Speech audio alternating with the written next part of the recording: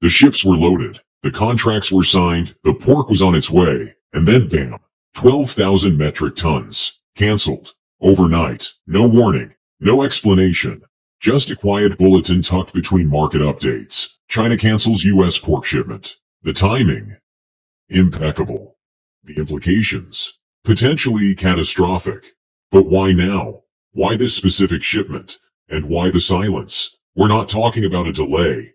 This wasn't weather. This wasn't logistics. This was a clean, deliberate surgical cut. And the meat was already bought, slaughtered, packed, chilled, paid for. Which raises the real question. What did China know that the rest of us didn't? Stick around because this isn't just about pork. This may be the opening shot in an entirely different kind of war. At exactly 2:42 a.m. Beijing time on April 18th, a directive was issued to Chinese importers. 12,000 metric tons of U.S. pork already in transit was to be cancelled, not rerouted, not delayed, cancelled outright. The order, verified by both Bloomberg and Reuters, triggered an immediate suspension of port clearance operations in Ningbo and Dalian, where the cargo was scheduled to dock. No public explanation followed. But this wasn't routine trade noise. This was premeditated. According to Chinese customs data, this was the largest pork order canceled mid-shipment in over 5 years, worth roughly $35.4 million at April's average market price of $2,150 per ton. And here's the puzzle. Why cancel pork that was already paid for, processed, and en route? But what makes the move more strategic than spontaneous is what China did next. 3 weeks earlier, on March 25th, the Trump administration imposed a 172% countervailing duty on all pork imported from China, citing findings from a USDA investigation into alleged illegal subsidies and veterinary irregularities. Beijing didn't retaliate with matching tariffs or threats. It responded with silence, and then surgical cancellation. Chinese Foreign Ministry spokesperson Lin Jian refused to tie the cancellation to the U.S. tariffs, but internal briefings reviewed by the South China Morning Post point to retaliatory strategy modeled on precision decoupling doctrine.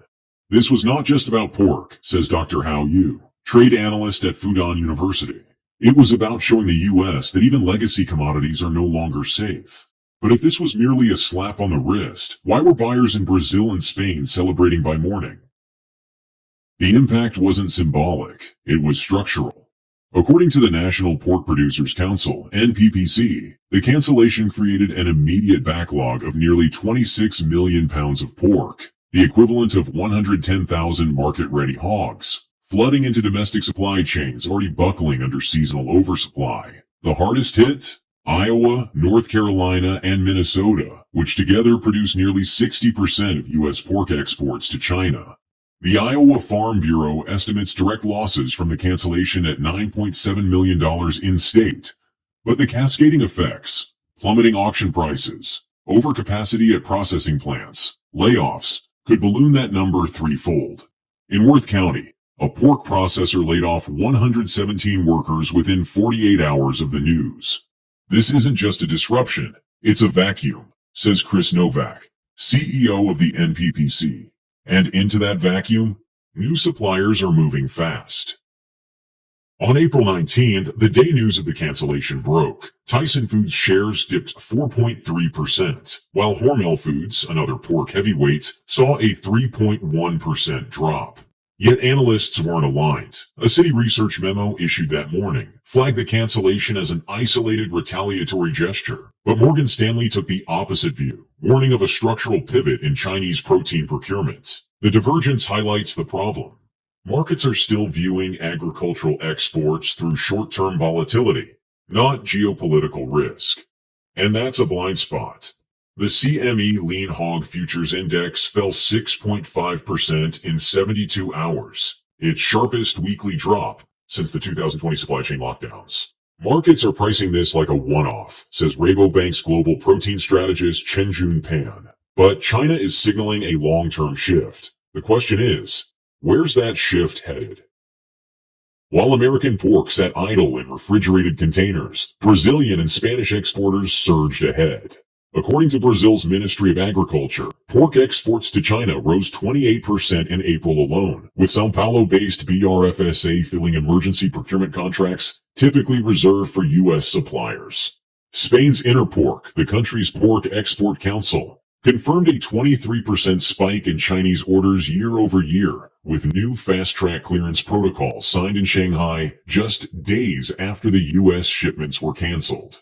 In total, Brazil and Spain now account for 48% of China's imported pork, compared to just 19% from the U.S., down from 33% in 2023, according to China's General Administration of Customs. This is not trade diversification, it's strategic replacement, says Alicia Garcia Herrero, chief economist for Asia-Pacific at Natixis. The U.S. is not being outcompeted, it's being outmaneuvered. So here's the question. What happens if China keeps canceling? Do we adapt or collapse? Drop your take in the comments because we're about to explore something no one's ready to admit.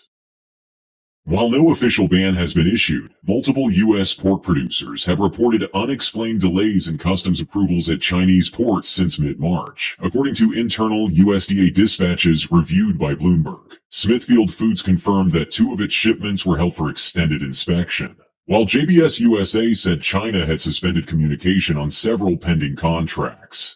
Behind the scenes, Beijing has quietly updated its import protocols to require supply origin transparency and biosafety alignment with standards not currently met by some U.S. facilities. The result?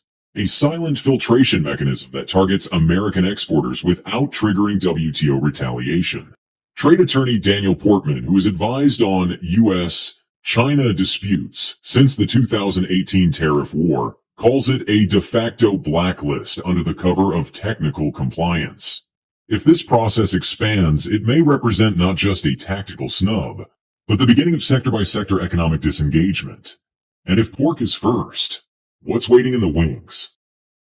The economic backlash didn't stop at lost exports. As of April 22nd, USDA cold storage data shows U.S. pork inventory at 634 million pounds, up 14% year over year. Wholesale prices for pork bellies and loins dropped 17% in just 8 trading sessions, forcing retailers like Kroger and Costco to introduce unseasonal discounts to clear inventory. But this oversupply is rapidly outpacing domestic consumption. A recent Wells Fargo agricultural report warns that sustained export withdrawal could compress farm gate margins by over 22% within 1 quarter. Smaller producers, already burdened by rising feed and energy costs, may not survive a prolonged price collapse. In Missouri, at least 6 independent hog farms filed for Chapter 12 bankruptcy in April alone, citing inventory overhang and price suppression. If this cancellation sets a precedent, the U.S. food chain may buckle, not at the grocery store, but at the farm gate. Yet pork may be the opening act, not the main performance. Beijing's latest 5-year food security plan, quietly approved in January, outlines a target to reduce reliance on strategic food imports from politically unstable suppliers by 40% by 2028. While the U.S. isn't explicitly named, analysts from ING and Rabobank interpret the language as a direct reference. Since 2023, China has quadrupled domestic investment in agri-tech, built over 80 million cubic meters of new grain storage, and secured long-term pork and beef contracts with Brazil, Spain, and Argentina. At the same time, its soybean imports from the U.S. fell by 25% in Q1 2025, replaced by shipments from Brazil and Paraguay, according to customs data verified by Reuters. This isn't reactive, it's methodical. China is treating food security the way the U.S. treats semiconductors, says Darren Friedrichs, founder of Setonia Consulting. And that means less vulnerability to any U.S. export disruption, intentional or not. But if pork is strategic, then the next moves may cut even deeper. In 2024, China bought $15.6 billion in soybeans, $5.1 billion in corn, and $2.2 billion in beef from the U.S., making agriculture the second largest U.S. export sector to China after semiconductors. But Q1 2025 data reveals sharp contractions. Soybean imports from the U.S. dropped 26%, corn down 33%, and beef cut in half, while Brazilian and Argentinian agricultural imports surged by double digits. Bloomberg reports that COFCO, China's largest state-owned food importer, is actively unwinding contracts with American grain suppliers through quiet non-renewals and bulk resourcing from Mercosur partners. At the same time, China signed a landmark food security deal with Russia in April that includes 20-year preferential import terms on barley, wheat, and beef, effectively locking in alternatives to U.S. producers. These aren't isolated trade shifts.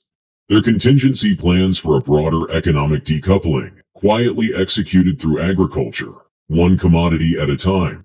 So if pork, soybeans, corn, and beef all start vanishing from China's order sheets, what happens next?